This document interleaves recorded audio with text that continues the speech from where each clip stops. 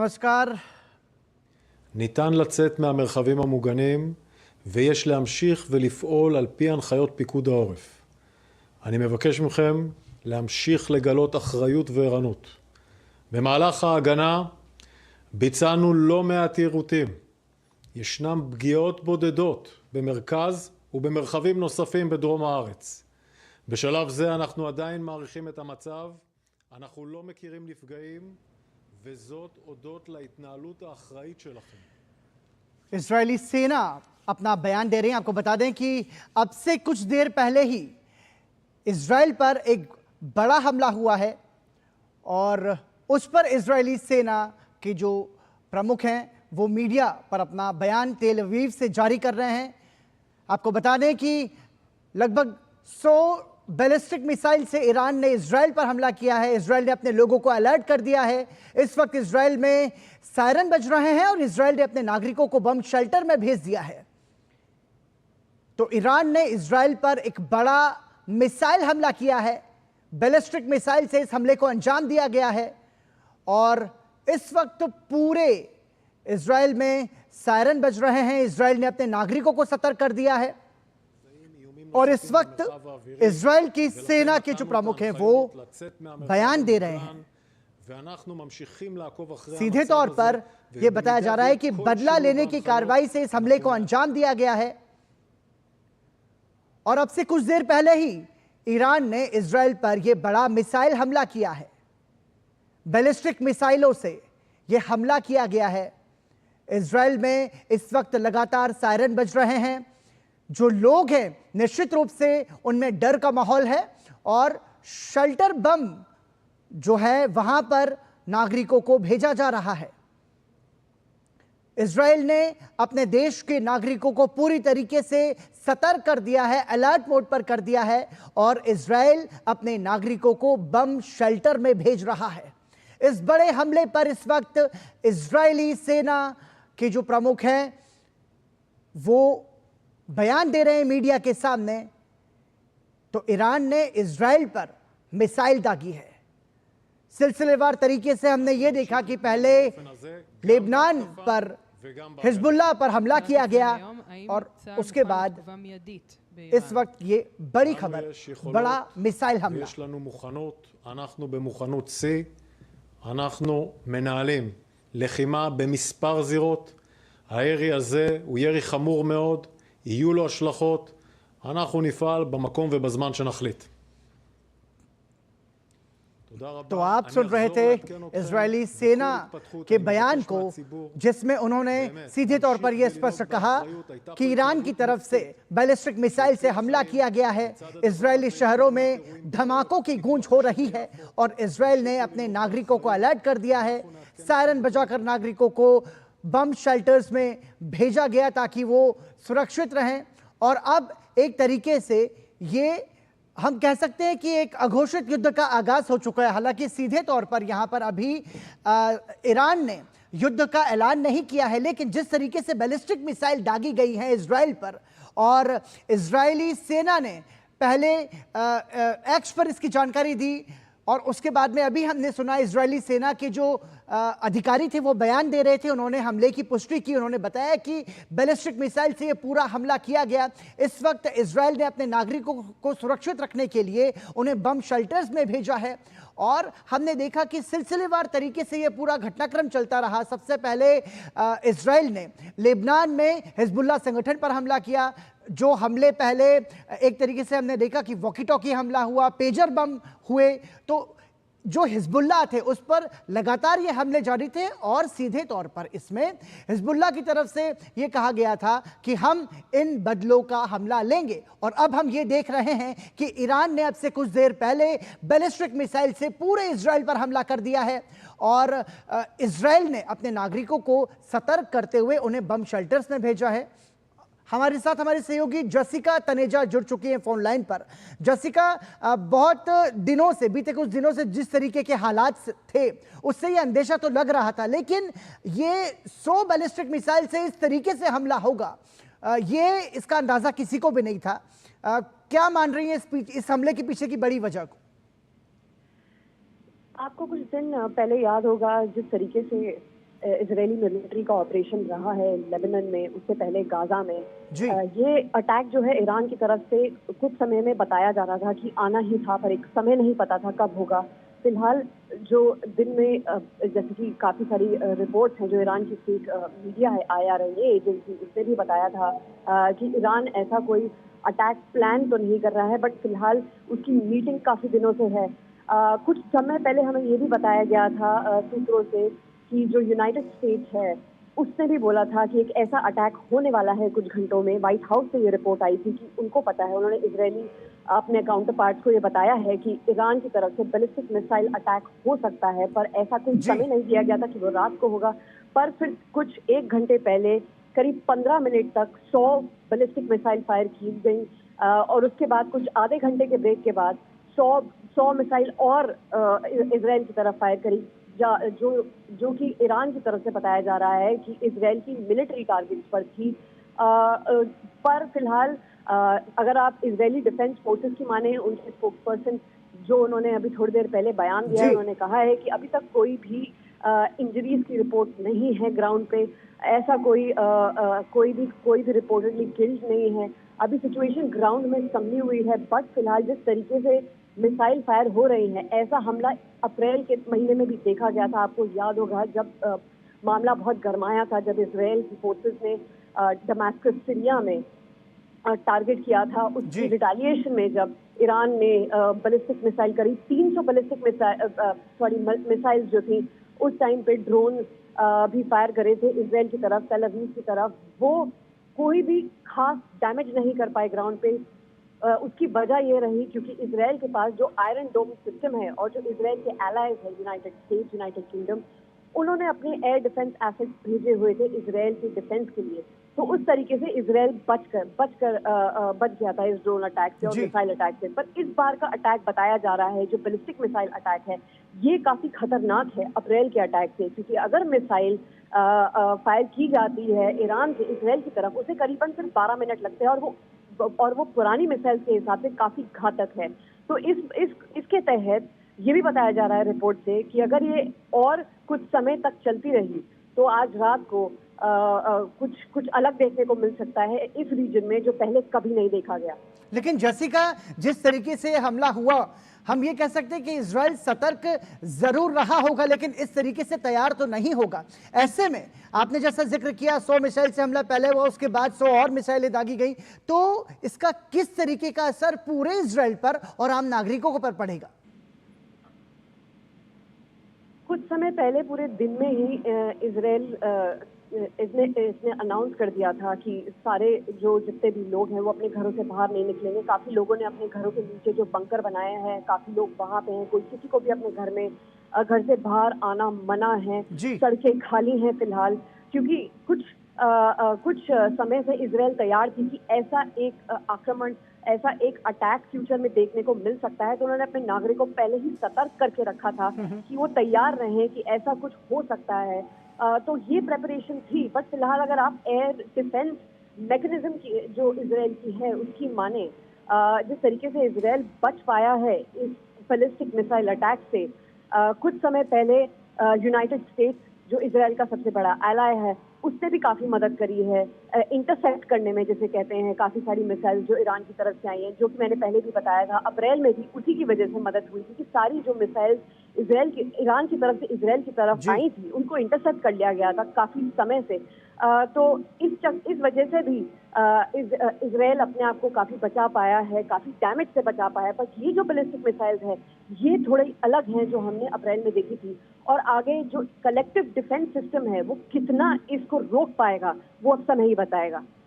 और इस वक्त हम दर्शकों को बताना चाहेंगे कि ये हमले की पहली तस्वीरें आप देख रहे हैं।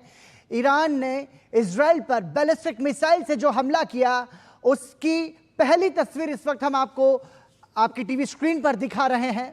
इस तरीके से 100 बैलिस्टिक मिसाइल दागकर ईरान ने पूरे इजराइल को हिला दिया। अब से कुछ देर पहले हुए हमले की ये ताज़ा तस्वीरें और हमले की पहली तस्वीर इस वक्त हम आपको बता रहे हैं। इजराइल ने अपने देश के पूरे नागरिकों को अलर्ट मोड पर रख दिया है और अपने नागरिकों को बम शेल्टर में भेजने की प्रक्रिया शुरू कर दी है। इस वक्त इजराइल में ये बड़ा हमला हुआ है ईरान की तरफ से, बदले की कार्रवाई इसे बताया जा रहा है। और हालांकि अंदेशा था इजराइल को, लेकिन ये हमला इस तरीके से होगा, इस वक्त होगा, ये किसी ने भी नहीं सोचा था। और जो तस्वीरें आप अपनी स्क्रीन पर देख रहे हैं वो ईरान की बैलिस्टिक मिसाइल हमले की तस्वीरें हैं जो कि उसने इजराइल पर दागी है।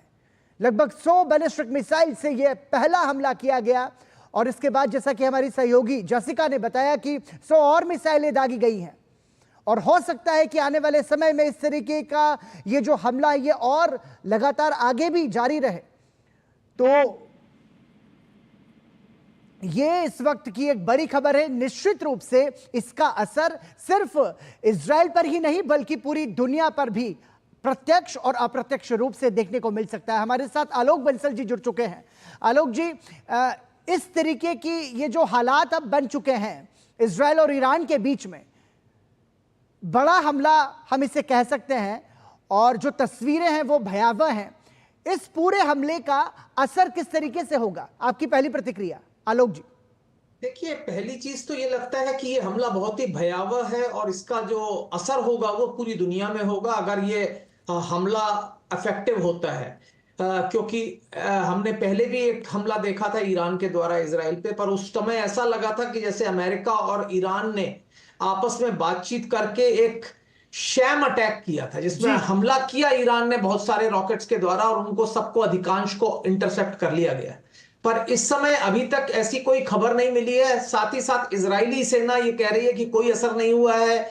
ईरान का जो टीवी है वो बता रहा है काफी हमले हुए हैं। तो पहला एक मिसाइल हमला हुआ, फिर उसके बाद एक और हमला हुआ जी।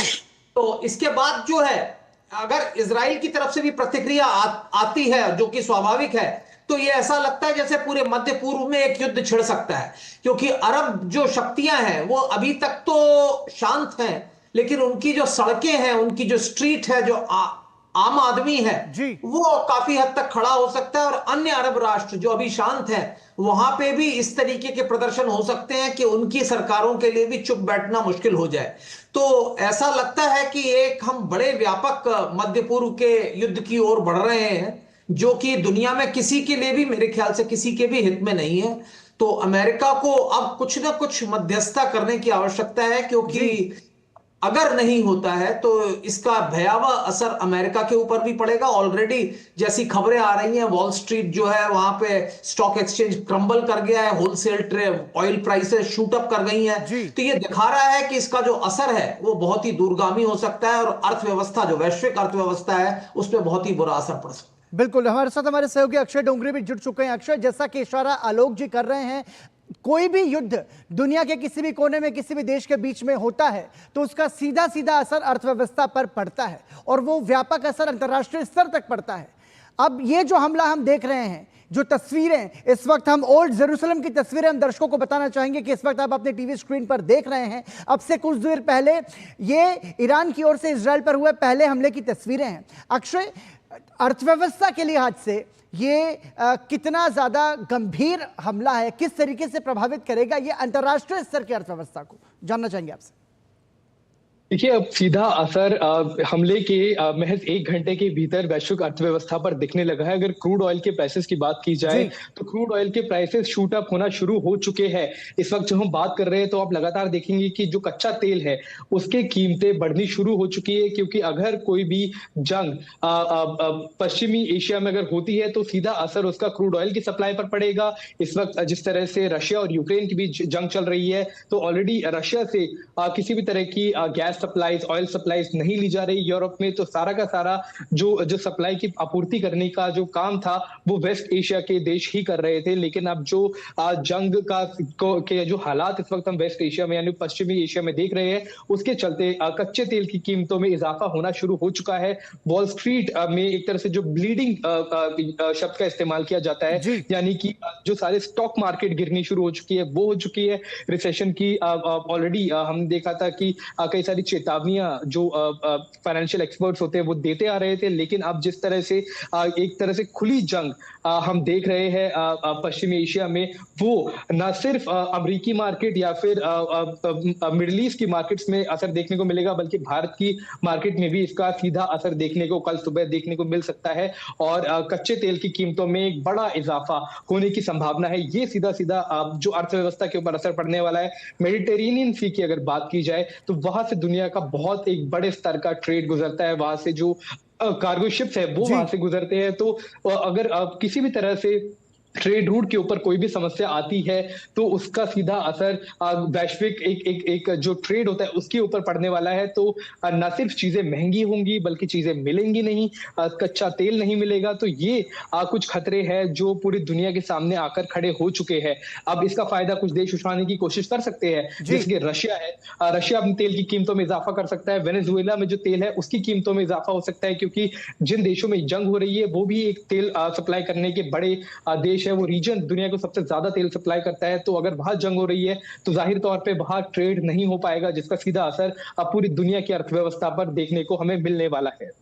बिल्कुल ठीक है। मेरे साथ आलोक जी अगर जुड़े हुए हैं तो आलोक जी देखिए, अर्थव्यवस्था की ओर इशारा किया, निश्चित रूप से हमारे सहयोगी ने भी आपकी इस बात को आगे बढ़ाया, लेकिन 15 मिनट में 100 से ज्यादा मिसाइलें दागी गई। उसके बाद दूसरा हमला भी हुआ और उसके बाद हमने देखा कि जो ईरान इजराइल के जो सेना के जो ब्लू गार्ड अधिकारी उन्होंने भी आकर के बयान दिया। अब अगर ये प्रतिक्रिया होती है तो फिर एक बड़ा युद्ध की तस्वीर हम देख सकते हैं इसके जरिए।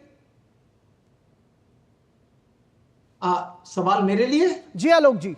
हाँ, तो मैं ये कह रहा था कि हाँ, अगर प्रतिक्रिया होती है तो इसकी और दूरगामी परिणाम होंगे। हो सकता है कि ये जो हमला हो पूरी तरह से विफल हो जाए और अमेरिका ने जिस तरीके से पहले ही चेतावनी दे दी थी इजराइल को, और ये शायद ईरान की अंदरूनी जनता को शांत करने के लिए, जो इस वक्त गुस्से में है उसको शांत करने के लिए किया गया हमला है। क्योंकि ईरान का मीडिया तो बोल रहा है बहुत नुकसान हुआ, लेकिन इजराइल कह रहा है कुछ भी नहीं हुआ। तो जो भी हकीकत है, जो इसका जो प्रतिक्रिया होगी वो उसके ऊपर डिपेंड करती है कि जो अब इजराइल करेगा वो क्या होगा। अगर इजराइल इसकी प्रतिक्रिया करता है और इजराइल भी ईरान के ऊपर कोई बड़े हमले करता है तो फिर ये एक ऑल आउट युद्ध हो सकता है और जिसका बहुत ही खतरनाक परिणाम हो सकते हैं। लेकिन आलोक जी, क्या आप मानते हैं कि जिस तरीके से इजराइल की स्थिति है वर्तमान समय में, हम ये देख रहे हैं कि उसका गाजा में हमास के साथ संघर्ष अलग चल ही रहा है पहले से, और अब ईरान की तरफ से इस तरीके का हमला हुआ, तो ये कहीं ना कहीं इजराइल के लिए परेशानी को बढ़ाने वाली स्थिति अब बनती हुई नजर आ रही है। देखिए, जब इजराइल के ने हिजबुल्लाह पे हमला किया, हुतीयों पे हमला किया, तो इजराइल ये तो अपेक्षा कर ही रहा था कि अब कुछ ना कुछ बड़ा हो सकता है, क्योंकि इजराइल ने युद्ध का दायरा अपने आप बढ़ाता चला गया। जबकि अगर आपने देखा हो कि शुरुआत में जब गाजा में युद्ध चल रहा था तो उसने हिजबुल्लाह पे हमले नहीं किए। अब गाजा में स्थिति ऐसी नहीं है कि युद्ध एक्टिव रूप से चल रहा हो, वहां पे करीब करीब पूरी गाजा स्ट्रिप के अधिकांश हिस्से पर इजराइल का कब्जा है, और जो अभी छुटपुट घटनाएं हो रही हैं, तो उसके बाद जो है इन्होंने जो है हिजबुल्लाह के ऊपर हमले करने शुरू किए हैं। और आज ऐसी खबर है कि ग्राउंड ऑफेंसिव शुरू हो रहा था सदर्न लेबनान में, तो उसके बाद ईरान के अंदर भी जो जन आक्रोश था उसको शांत करने के लिए ईरान की तरफ से कोई ना कोई कदम उठाना आवश्यक था। तो मुझे लगता है कि ये जो कदम उठाया गया है, ये पहला इसका उद्देश्य तो जनता को शांत करना है। अब क्या ये इफेक्टिव था? क्योंकि पहले भी अगर आपने देखा हो, एक बार ईरान ने हमला किया था इजराइल पे, उसका कोई असर नहीं हुआ। 400-500 रॉकेट दागे गए थे। अमेरिका और उसके साथियों ने उनको अधिकांश को इंटरसेप्ट कर लिया।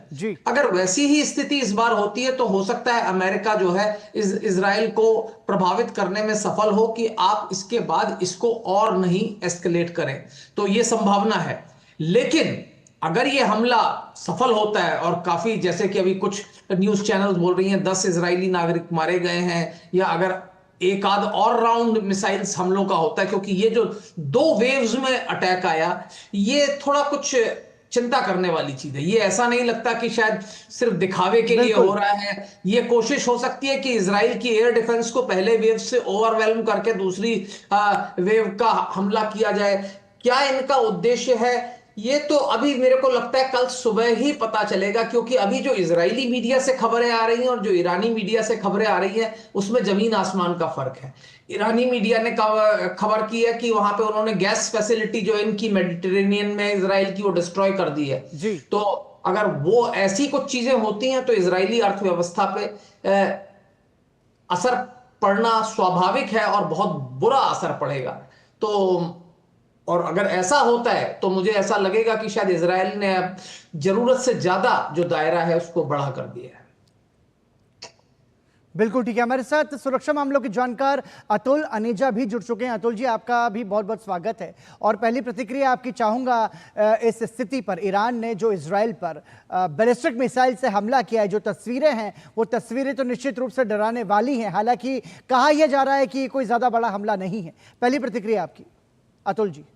ये कहना मुश्किल है इस वक्त पराक्रम जी कि कितना बड़ा ये हमला है, क्योंकि अगर आप टेलीग्राम चैनल इस वक्त देखेंगे, जैसे आलोक जी कह रहे थे कि उसमें अलग अलग नैरेटिव इस वक्त चल रहे हैं। जी फैक्चुअल सिचुएशन हमें पता नहीं है जी। लेकिन इतना जरूर है कि टेल अवीव, जेरूसलम, ये सब टारगेटेड थे इस पूरे जो अटैक में। जी और जो इजरायली की जो सुरक्षा कैबिनेट इस वक्त हो रही है, बॉम्ब शेल्टर में हो रही है। तो एक तरह से साइकोलॉजिकल असर तो इसका जरूर पड़ा है। और अगर जान माल का भी नुकसान हुआ है तो मुझे लग रहा है कि ये पहले की तरह हम इसको कंपेयर शायद ना कर पाएं, जो पहला हमला ईरान का हुआ था, जिसके बारे में आलोक अभी बता रहे थे हमें। ये मुझे लग रहा है ये थोड़ा गेम चेंजर टाइप का अटैक है। और क्योंकि अभी आज के दिन ही इजराइल ने लेबनान में जो है ज़मीनी हमला भी शुरू किया है। वो इक्वेशन बदलेगी अब, क्योंकि फोकस अब इतना लेबनान नहीं रहेगा, अब सीधा ईरान आ गया है। अब ये टक्कर जो होगी अब इजराइल और ईरान के बीच में होगी। जी। और मुझे नहीं लगता कि आज के जो विजुअल्स जो आ रहे हैं, इसका जो साइकोलॉजिकल इम्पैक्ट है, उसके बाद इजराइल खामोश रहेगा। एक तरह से ये इक्वेशन अब चेंज हो रही है। जो एक तरह से हम रीजनल वॉर की जो हम एक संभावना या एक चिंताजनक एक स्थिति बन सकती है, उसकी तरफ शायद आज हम उस तरफ मूव कर चुके हैं। बिल्कुल। और देखिए, इसमें बड़ा सवाल यह भी है कि इजराइल की यदि हम नेतृत्व की यदि प्रवृत्ति देखें तो इजराइल एक ऐसा देश है जो कि शांत बैठने वाला नहीं है। इतने सारे प्रयास किए गए इजराइल हमास संघर्ष को मध्यस्थता के माध्यम से समाप्त करने के, शांत करने के, लेकिन कोई नतीजा उसका नहीं निकला। और अब जब ये ईरान के साथ में दूसरे छोर के युद्ध की तस्वीरें हम देख रहे हैं तो निश्चित रूप से जो तस्वीरों के माध्यम से समझ में आ रहा है उससे तो ये तय है कि इजराइल इसकी निश्चित रूप से बड़ी प्रतिक्रिया देगा। लेकिन अब ये जो स्थिति है और ये जो युद्ध है ये कितना लंबा जाएगा ये भी नहीं कहा जा सकता। लेकिन अंतर्राष्ट्रीय स्तर पर कितना असर पड़ेगा इस हमले का, ये मैं समझना चाहूंगा आपसे अतुल जी। हाँ जी, ये इसका अंतर्राष्ट्रीय बिल्कुल असर है। आज अभी आपके ज्वाइन करने से पहले मैं देख रहा था कि दुनिया की जो तेल की प्राइसेस हैं और बढ़ गई हैं, जो यूएस में आ रहे हैं। तो इमीडिएट इसका जो ग्लोबल इम्पैक्ट होगा और जियो इकोनॉमिक इम्पैक्ट होगा, तो ये एक बड़ा इसका एक असर है। दूसरा, क्योंकि ये इसकी एस्केलेशन इतनी हो सकती है। अमेरिका ने अभी कहा है कि वो बाइडेन एडमिनिस्ट्रेशन की तरफ से बयान आया है कि वो सपोर्ट करेगा इजराइल को, और मिसाइल्स अगर आ रही हैं ईरान से तो उनको डाउन करने के लिए भी अमेरिका उसमें सपोर्ट करेगा। इसका मतलब ये हुआ कि अमेरिका भी इसमें शामिल हो सकता है। अगर अमेरिका बीच में शामिल होता है तो फिर रूस क्या करेगा और चीन क्या करेगा? तो एक तरह से पूरा ये इंटरनेशनल जो हम थर्ड वर्ल्ड वॉर की एप्रीहेंशन कर रहे थे एक टाइम पे, एटलीस्ट वो रडार पे आ रही है। अभी धूमिल है लेकिन वो एक तरह से रडार पे आई है। अब इसके बाद सुरक्षा परिषद क्या करेगी? कल तक मुझे लगता है कि उनकी मीटिंग भी होगी इसके, क्योंकि इतना बड़ा इसके फॉलोआउट इतने बड़े हैं, इकोनॉमिक फॉलोआउट है, पॉलिटिकल, सिक्योरिटी, और तो मुझे लगता है कि बहुत बड़ी घटना हो गई है और इसके कई पहलू हैं जो हमें कल तक उसके और सामने क्लैरिटी आएगी। ठीक है, आलोक जी आप पर आना चाहूंगा। देखिए, सुरक्षा परिषद का जिक्र यहाँ पर अतुल जी ने किया, संयुक्त राष्ट्र की हम बात करते हैं। ये जो अंतर्राष्ट्रीय स्तर की बड़ी संस्थाएं हैं, फिर एक बड़ा सवाल उठता है इनकी उपयोगिता पर भी। क्या सिर्फ ये बयान देने भर के लिए ही सीमित हैं? क्योंकि देखिए प्रभाव कितना कर रही हैं, या फिर इनका जो हस्तक्षेप है वो कितना ज़्यादा धरातल पर क्रियान्वित होता है, इस पर भी सवाल होना चाहिए। कैसे देखेंगे आप अंतर्राष्ट्रीय स्तर की संस्थाओं, खासतौर से संयुक्त राष्ट्र सुरक्षा परिषद जैसी संस्थाओं को इस तरह की युद्ध की स्थिति में? देखिए, ऐसा है कि संयुक्त राष्ट्र की स्थापना द्वितीय विश्व युद्ध के बाद हुई थी, और जब उसकी स्थापना हुई तो जो लीग ऑफ नेशंस के जो फेलियर के कारण थे उनको मद्देनजर रख के संयुक्त राष्ट्र का जो संगठन किया गया वो ऐसा किया गया कि जिसमें 5 परमानेंट मेंबर्स, वीटो विल्डिंग परमानेंट मेंबर्स बनाए गए। और उसका पीछे कारण ये था कि लीग ऑफ नेशन जिस कारण से फेल हुआ, उस कारण से वो नहीं चाहते थे कि ये फेलियर हो। अब आपको ये समझना पड़ेगा कि आज की जो संयुक्त राष्ट्र संघ की व्यवस्था है उसमें अगर एक भी वीटो विल्डिंग मेंबर किसी प्रपोजल, प्रस्ताव के खिलाफ है तो आप उस पर आगे बढ़ नहीं सकते। ठीक है। अब यही स्थिति इजराइल फिलिस्तीन के युद्ध के बारे में हो रही है। अगर आप देखें, संयुक्त राष्ट्र अमेरिका जो है पूरी तरह से इजराइल के समर्थन में है, और जब तक अमेरिका इसका पूरी तरह से समर्थन करता रहेगा इस पे कोई दबाव नहीं बढ़ेगा। साथ ही साथ जो फिलिस्तीन का मुद्दा है जब तक सुलझेगा नहीं, मुझे लगता है कि आप इस युद्ध को जीत सकते हैं, अगले युद्ध को जीत सकते हैं, पर समस्या का अंत नहीं हो सकता। तो समस्या का अंत करने के लिए उसका जो निदान है उसकी तरफ तो कुछ कदम उठाना ही पड़ेगा। उसके बिना इस समस्या का अंत नहीं है। तो ये बात तो समझनी चाहिए। जहां तक सवाल वैश्विक असर का है तो वो तो आप देख सकते हैं। अगर आप देखें, इस वक्त अमेरिका के स्टॉक मार्केट खुले हुए हैं, वॉल स्ट्रीट 250 पॉइंट नीचे चली गई है। स्टॉक मार्केट जो है उनका ऑयल प्राइसेस, होलसेल ट्रेडिंग में जो ऑयल प्राइसेस हैं वो ऊपर शूट अप कर गई हैं। तो असर तो इस पे होना ही है। और कल सुबह जब इसका सही पिक्चर मिलेगी, क्योंकि अभी तो क्या है कि एक धुंध सी छाई हुई है, इजरायली मीडिया कुछ कह रहा है, ईरानी मीडिया कुछ कह रहा है। जब आपको हकीकतें मिलने लगेंगी इंडिपेंडेंट सोर्सेज से और क्या हुआ है, तब आप एक वास्तविक आकलन कर पाएंगे कि इस घटना का क्या असर होने वाला है। ठीक है, हमारे साथ हमारे सहयोगी अक्षय भी जुड़े हुए हैं। अक्षय, आपसे समझना चाहेंगे कि इजराइल कितना तैयार है इन सारी स्थितियों का सामना करने के लिए, क्योंकि हमने अभी तक इजराइल को लेबनान पर हमला करते हुए देखा, हमने अभी तक इजराइल को गजा में हमास के साथ संघर्ष करते हुए देखा। तो एक देश के रूप में आप इजराइल को उसकी स्थिति को आप कैसे आंक रहे हैं इस चुनौती का सामना करने के लिए? देखिए पराक्रम, अगर बात की जाए इजराइल की जो कैपेबिलिटीज है उसकी, और हमारे जो दोनों गेस्ट है वो भी हम मेरी इस बात से सहमत रहेंगे कि इजराइल को अगर किसी जंग में आप देखते हैं तो केवल इजराइल को ना देखिए, उसके पीछे हमेशा banking United states of America की रहती है। वही यूएसए जो दुनिया की सबसे बड़ी पावर है, सबसे बड़ा आर्म्स प्रोड्यूसर है और दुनिया की सबसे बड़ी एक तरह से शक्ति है, वो इजराइल के साथ हमेशा खड़ा रहा है। चाहे वो 1967 की वॉर हो या फिर जो पिछले जितने भी हमले इजराइल ने किए हैं वो अमेरिका को हमले के तुरंत बाद या फिर हमले से पहले भी कई बार पूरी तरह से जानकारी साझा करता रहा है।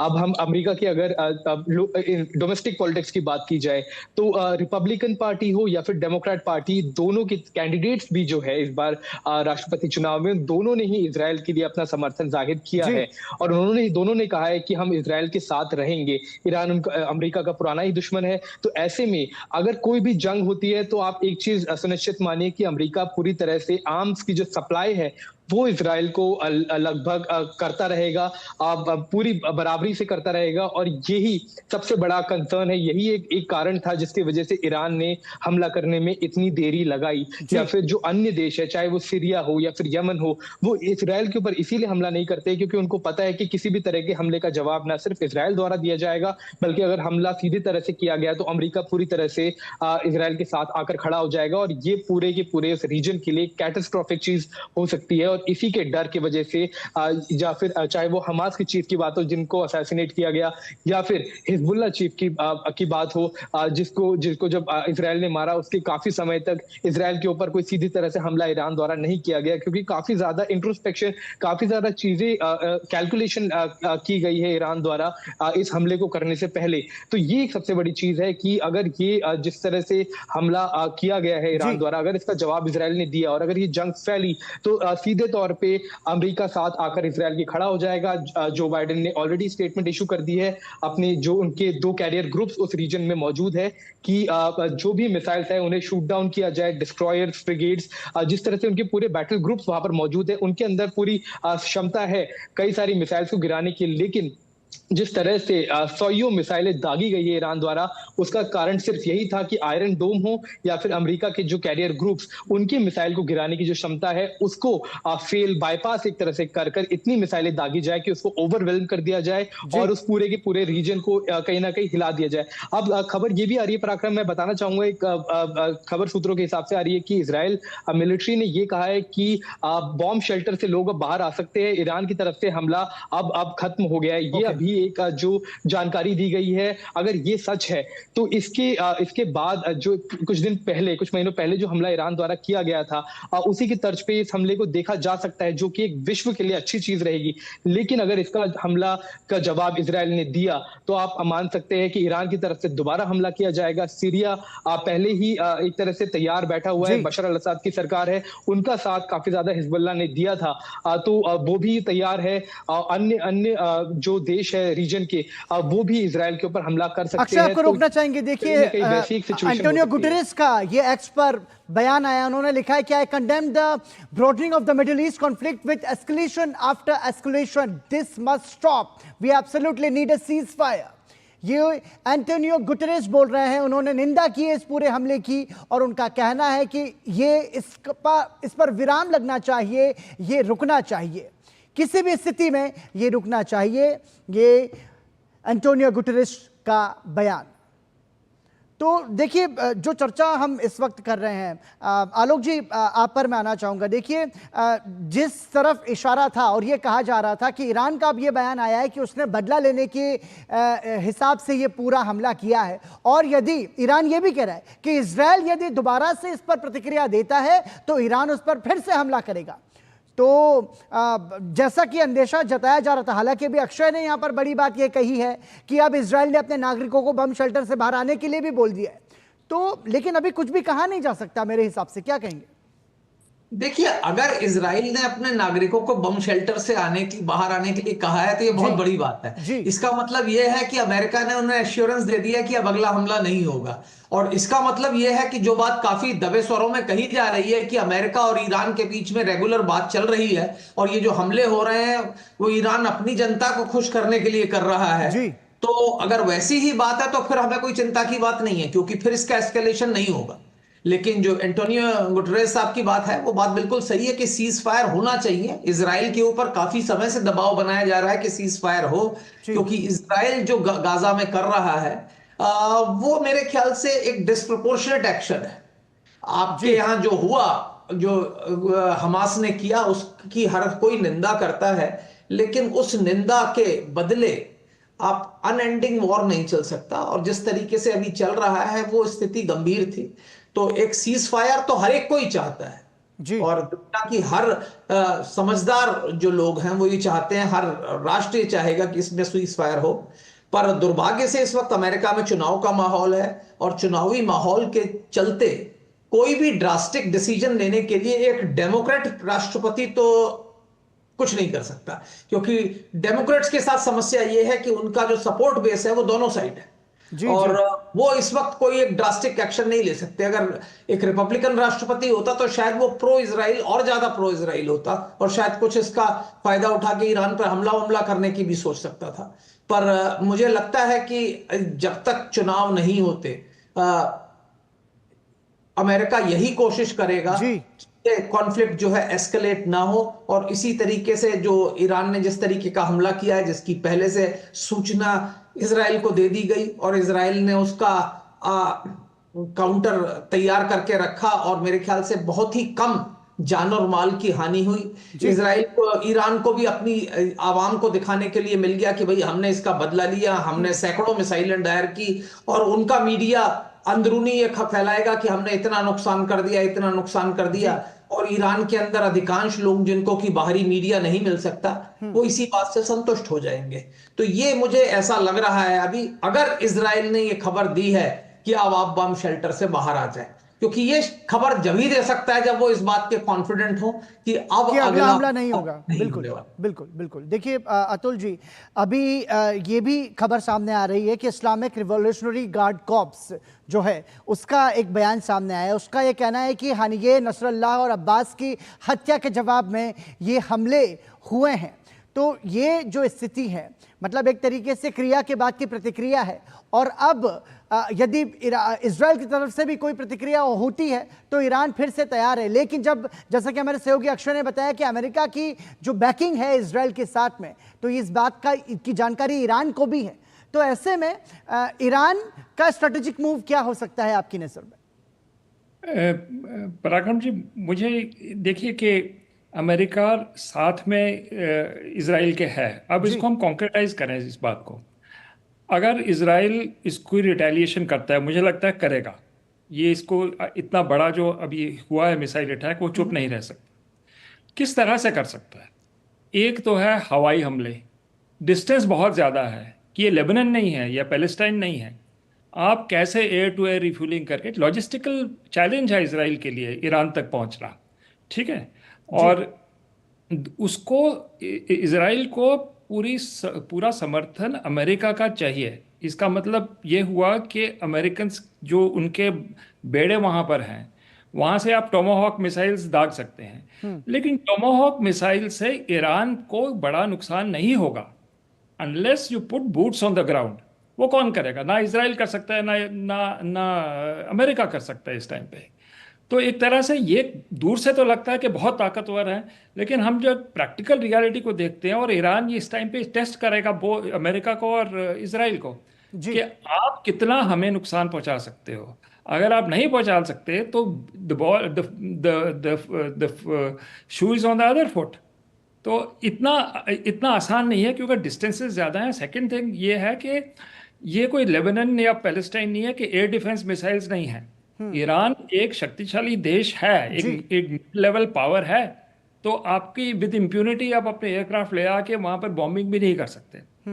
तो इस तरह से इतना, ये जो हम कहते हैं कि रिटेलिएशन होगा अमेरिकन सपोर्ट से होगा, मुझे इसके ऊपर डाउट है। और जो आलोक जी ने बात की है कि इस टाइम पे क्या अमेरिका चाहेगा कि ये स्थिति और बिगड़े, मुझे लगता है कि ये इसमें इस सारे घटनाक्रम में अमेरिका एक क्रिटिकल फैक्टर के रूप में उभर के आ रहा है जी। और अमेरिका ही इजराइल को रिस्ट्रेंट करने के लिए मजबूर कर सकता है। मुझे लगता है वो किया जाएगा। तो ये कुछ, मुझे नहीं लगता कि ऑल आउट हम इस, हालांकि एस्केलेशन जरूर हुई है, लेकिन ये अनब्राइडल्ड एस्केलेशन नहीं है कि इसके आगे कोई लगाम नहीं लगा सकता। तो अभी हमें ये स्थिति देखनी है, कल सुबह तक हम और क्लैरिटी आएगी। तो लेकिन इतना आसान नहीं है कि ये बिल्कुल जो है एक नए लेवल पे चला गया युद्ध आज के मिसाइल अटैक के बाद। एक लास्ट बात मैं ये कहना चाहूंगा, बॉम्ब शेल्टर वाली बात कोई बहुत बड़ी बात नहीं है। बॉम्ब शेल्टर के ऊपर इनका, जब हिजबुल्लाह भी अटैक कर रहा था तो कभी नोटिस आता था बॉम्ब शेल्टर्स में जाने का और नहीं आने का। अभी मैं इजराइल टीवी देख रहा था, वो सारी ब्रॉडकास्ट उनकी बॉम्ब शेल्टर से हो रही थी। फिर मिसाइल्स थोड़ी कम हुई, वो बाहर आ गए। तो मुझे इसलिए नहीं लगता कि बहुत बड़ी कोई गंभीर बात है कि बॉम्ब शेल्टर से बाहर आ गए तो इसका मतलब ये हुआ कि और अटैक ईरान नहीं करेगा। मुझे नहीं लगता, मेरे हिसाब से वो ओवर इंटरप्रिटेशन होगी। ठीक है, लेकिन अक्षय, जो तस्वीरों में हम देख रहे हैं और जो खबर सामने आ रही है, उससे क्या ये समझा जाए कि ये जो हमला हुआ है, जो मिसाइल हमला हुआ है, ये इजराइल के रिहायशी इलाकों में ना होकर के सैन्य ठिकानों पर हुआ है? क्योंकि ओल्ड यरूशलेम की जो तस्वीरें हम देख पा रहे हैं, उसे यदि हम समझे तो क्या ये सैन्य ठिकाने हैं जिस पर यह हमला किया गया है सीधा? पराक्रम, जितने संख्या में मिसाइल्स दागी गई है तो किसी एक इलाके के ऊपर टारगेट नहीं किया गया, ऑल ओवर, चाहे वो रिहायशी इलाके हो, क्योंकि इजराइल एक बहुत बड़ा देश नहीं है। इसमें भी जो रिहायशी इलाके हैं वो काफी सीमित है। अगर एक तरह से देखा जाए तो एग्रीकल्चर होता है, खेती होती है कई सारे इलाकों में, इंडस्ट्रियल कॉम्प्लेक्सेस है कुछ इलाकों में। तो जो हमला हुआ है वो ओवरऑल देश के कई जगहों पर हुआ है। ये बैलिस्टिक मिसाइल से हमले किए गए हैं और देश के कई शहरों से ये मिसाइल्स की तस्वीरें हम अपने दर्शकों को भी दिखा रहे हैं और साझा कर रहे हैं। तो एक तरह से कहीं ना कहीं ये जो हमले हुए हैं ये इनडिस्क्रिमिनेट हमले किए गए हैं। एक बहुत बड़ा संदेश ईरान की तरफ से दिया गया है। और अगर बात की जाए जिस तरह से ये हमला हुआ है, तो हमारे दोनों ही रक्षा जो एक्सपर्ट्स हैं वो इस बात को मानेंगे कि ये जो जंग चल रही है इसका सीधा सीधा असर इजराइल की डोमेस्टिक पॉलिटिक्स के ऊपर भी बहुत ज्यादा पड़ रहा है। बेंजामिन नेतन्याहू है, उनके ऊपर बहुत बड़ा दबाव है, चाहे वो जो हॉस्टेजेस है उनको वापस लाने की बात की जाए या फिर एक अप्रोप्रिएट एक्शन लेने की बात की जाए। तो पिछले कुछ दिनों में हमने देखा जिस तरह से हिजबुल्लाह के ऊपर टारगेटेड अटैक्स किए गए, चाहे वो पेजर अटैक हो, वॉकी टॉकी अटैक हो, या फिर हिजबुल्लाह चीफ की जिस तरह से इन्होंने बॉम्बिंग करके उन्होंने उनको मार गिराया, और उसको लेकर बेंजामिन नेतन्याहू की पॉपुलैरिटी काफी ज्यादा बढ़ी थी। लेकिन जिस तरह से आज वापस हमले हुए हैं उसके बाद कहीं ना कहीं एक बार फिर से जो इजराइल की जनता है वो ये सवाल पूछेगी कि क्या बीवी जो बेंजामिन नेतन्याहू है क्या वो इस जंग को कहीं ना कहीं खींचकर लोगों की जान को कहीं ना कहीं खतरे में डाल रहे हैं। क्योंकि ये एक तरह से डेमोन्स्ट्रेशन के तौर पे आप देख सकते हैं ईरान के पास केवल 100 या 200 मिसाइल्स नहीं है, उनके पास हजारों मिसाइल्स है। वे अगर चाहे अपनी कैपेबिलिटीज के साथ में या फिर अपने अन्य जो देश है, चाहे वो सीरिया हो या फिर अन्य देश हो, उनके साथ अगर वो प्लानिंग करके हमला करे तो इससे बहुत बड़ी क्षति इजराइल को हो सकती है। ये उसी कंडीशन में है कि ईरान या फिर अन्य देश चाहेंगे कि इजराइल को पूरी तरह से खत्म कर दिया जाए। तो एक कैलिब्रेटेड कैलकुलेटेड हमला किया गया है, ये चीज तो साफ है। इजराइल की तरफ से जिस तरह कहा गया है कि ठीक है अक्षय, यहां पर आपको रोकना चाहेंगे। देखिए इस वक्त की बड़ी खबर हम आपको बता रहे हैं कि बम शेल्टरों से बाहर आ सकते हैं लोग, जैसा कि हमारे सहयोगी अक्षय डोंगरे ने भी इस बात की जानकारी दर्शकों तक पहुंचाई थी। इजरायली सेना ने अपने नागरिकों को ये संदेश दिया है। इस वक्त हमने देखा कि अब से कुछ देर पहले लगभग 15 मिनट तक 100 से ज्यादा बैलिस्टिक मिसाइलें ईरान की ओर से इजराइल पर दागी गई थी, लेकिन अब ईरानी मिसाइली हमला जो है वो खत्म हो चुका है। ये इजरायली सेना का बड़ा बयान सामने आया है। इजरायली सेना ने अपने नागरिकों को बम शेल्टर से बाहर निकलने के लिए कहा है। तो सीधे तौर पर अब ये समझा जाए कि ये जो बड़ा हमला जिस पर हम लगातार चर्चा कर रहे थे वो बड़ा हमला अब थम चुका है फिलहाल के लिए, और इजराइल की सेना के हवाले से ये खबर सामने आ रही है कि ईरानी मिसाइल हमला अब खत्म हो गया है। ये इजरायली सेना का इस वक्त का बड़ा बयान है। बम शेल्टरों से बाहर आ सकते हैं लोग, ये खुद इजरायली सेना का कहना है। तो इस वक्त की बड़ी खबर यही है, जो कि एक बड़ा हमला ईरान की तरफ से इजराइल पर हुआ था, उसके बाद अब इजरायली सेना का ये बयान आया। आलोक जी देखिए, जिस पर हम चर्चा कर रहे थे, और हालांकि बातचीत के दौरान ही मैं एक बार फिर कहना चाहूंगा कि हमारे सहयोगी अक्षय डोंगरे ने सबसे पहले इस खबर की जानकारी हम तक पहुंचाई थी। तो अब ये जो अब स्थिति है, अब इससे कैसे समझे? मतलब हालांकि देखिए हर कोई तैयार तो अभी भी है, वहां के जो नागरिक हैं वो भी ऐसा नहीं कि पूरी तरीके से निश्चिंत होंगे।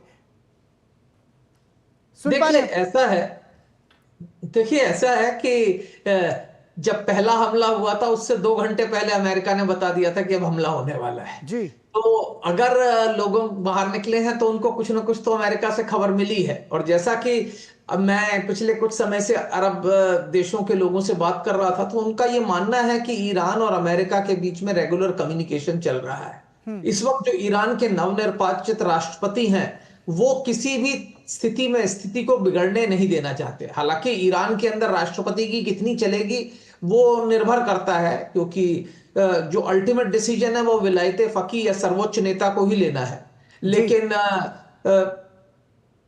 शुरू में मुझे लगा कि जिस तरीके का हमला हुआ है शायद ये बढ़ रहा हो, लेकिन अब जिस तरीके से इजरायली सेना ने बोल दिया कि आप बम शेल्टर्स से बाहर आ सकते हैं, तो ये दिखला रहा है कि ये जो हमले हैं ये अब होने की संभावना नहीं है। और अमेरिकी इंटेलिजेंस किस कदर ईरान के अंदर घुसी हुई है इसका उदाहरण तो आपको ये मिल सकता है कि उन्होंने पहले ही बता दिया था कि हमला होने वाला है। हमला होने से पहले पिछली बार जब हमले हुए थे तब भी सारे इंटरसेप्ट कर लिए गए थे।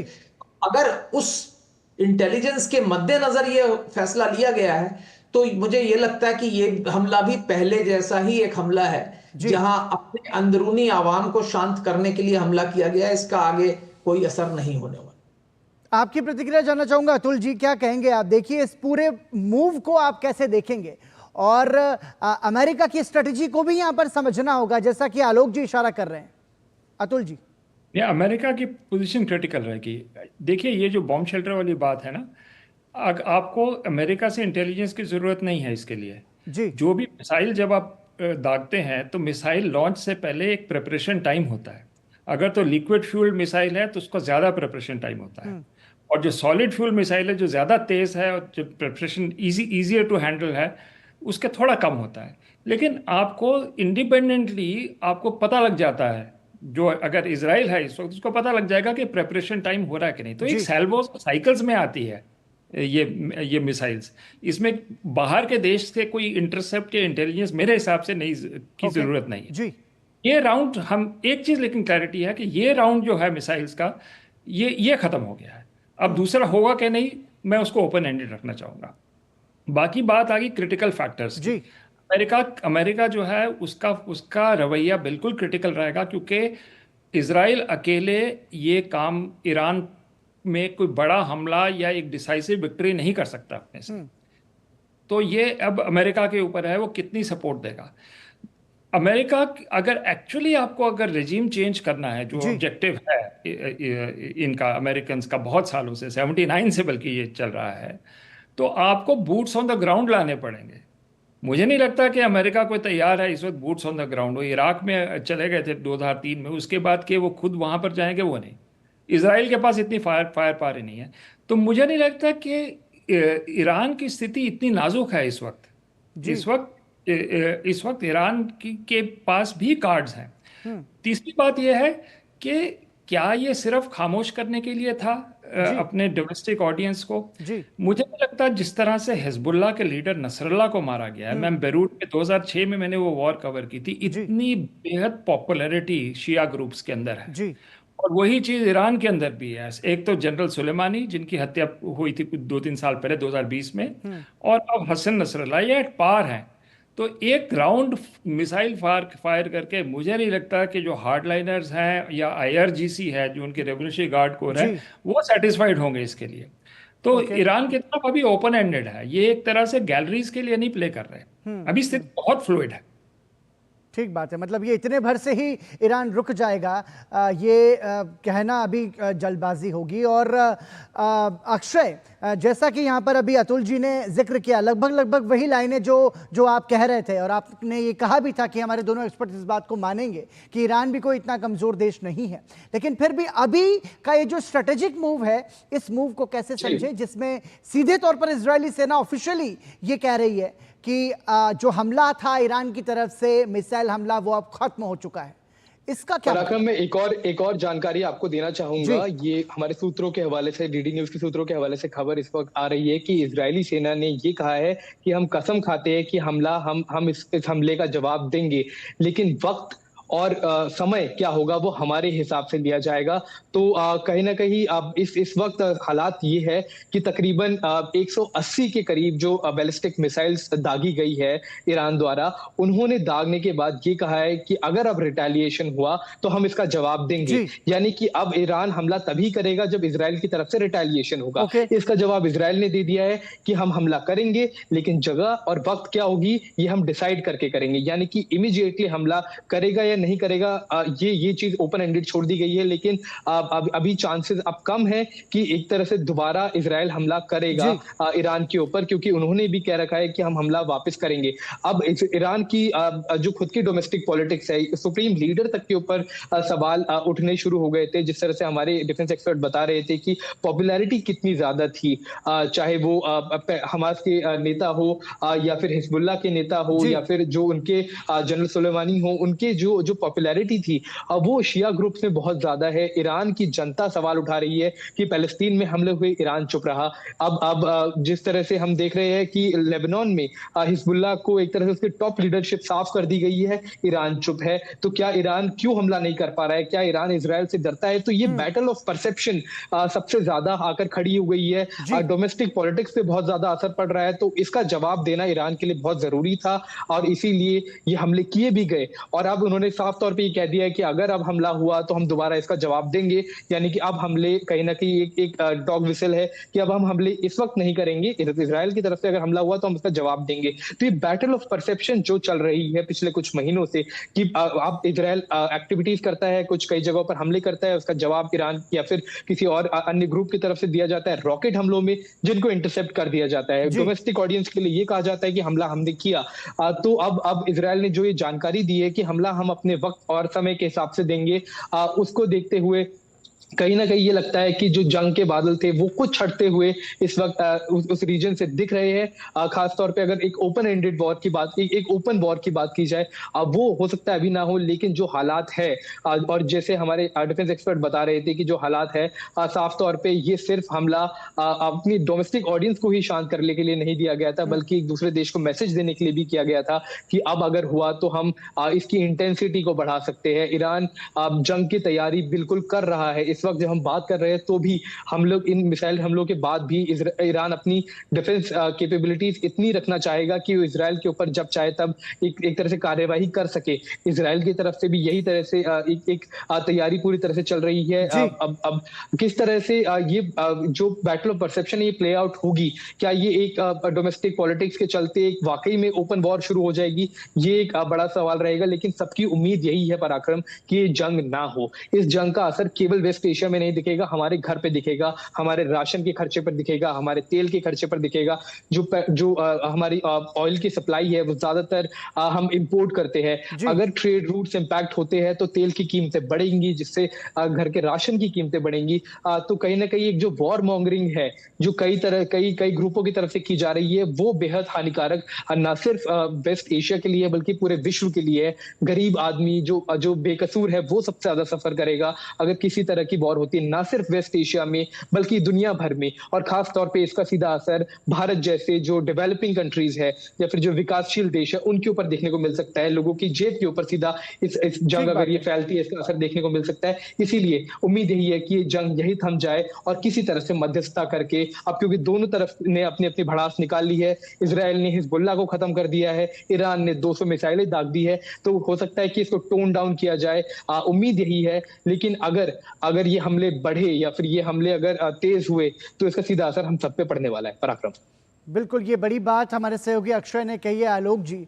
और जिस तरीके से कसम खाई है इजराइल ने कि हम इसका बदला जरूर लेंगे, और जिस तरीके से इजराइल का स्वभाव भी रहा है, जैसे कि हम पहले भी चर्चा कर रहे थे, मतलब आप ये देखिए कि एक तरीके से जब लेबनान पे जो उसने हमला किया हिजबुल्लाह को ख़त्म करने के लिए, पेजर हमले या वॉकी टॉकी हमले, तो इस तरीके से जो उसका मूव था स्ट्रेटेजिक हमले करने का, उसने पूरी दुनिया को चौंका दिया और एक नई चर्चा का विषय छेड़ दिया था। तो ये तो मानना पड़ेगा कि इजराइल जो नेतृत्व है या फिर इजरायली जो सेना है वो अपने काम को बखूबी अंजाम देना बहुत अच्छे से जानती है। इतना आसान नहीं था हमास के से युद्ध करना, उसके बाद में इधर हिजबुल्लाह के संगठनों का एक तरीके से एक साथ सफाया कर देना प्रमुखों का पूरे।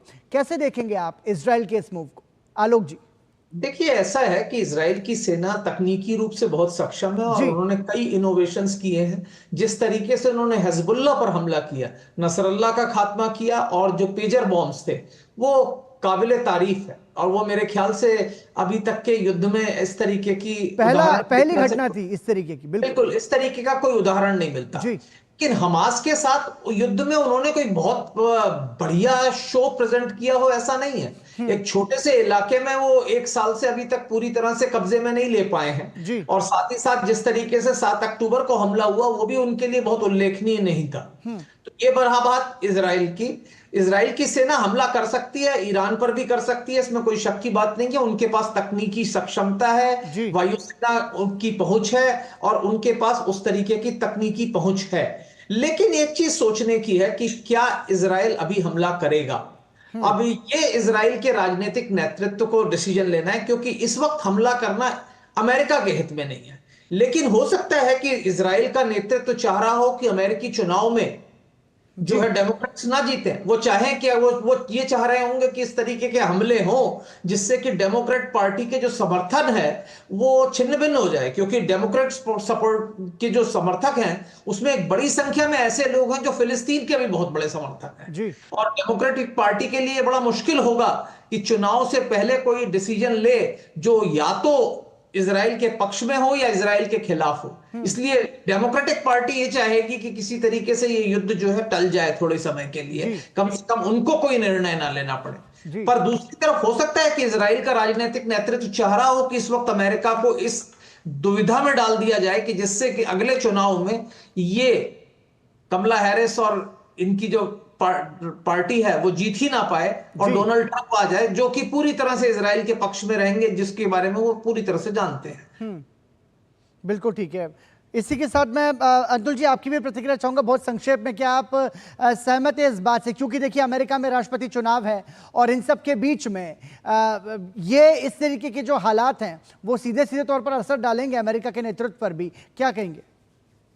बिल्कुल पराक्रम, मुझे नहीं लगता कि अमेरिका इंटरेस्टेड होगा एस्केलेशन के लिए। जी। तो एक तो अमेरिका की ये रणनीति रहेगी। मुझे लगता है जो गुटेरेस साहब ने भी कहा है कि इस हमले के बाद एक डिप्लोमेटिक इनिशिएटिव, एक बड़ा डिप्लोमेटिक इनिशिएटिव आ सकता है। जी।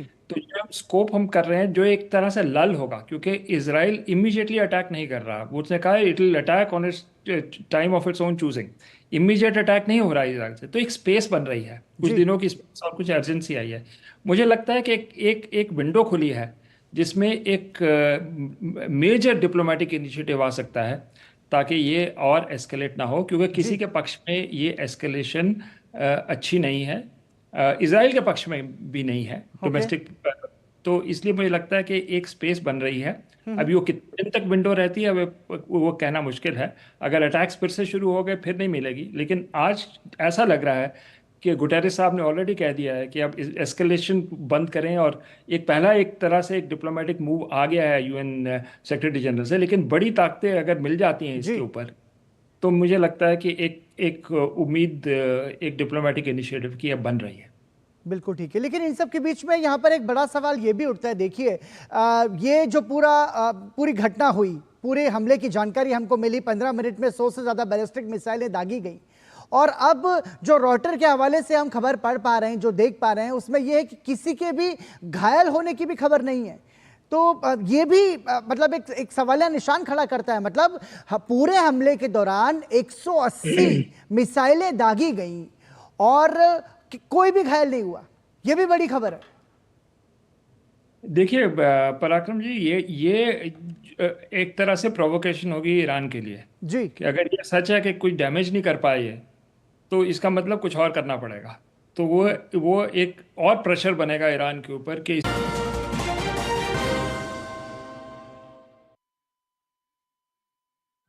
स्वास्थ्य से जुड़ी महत्वपूर्ण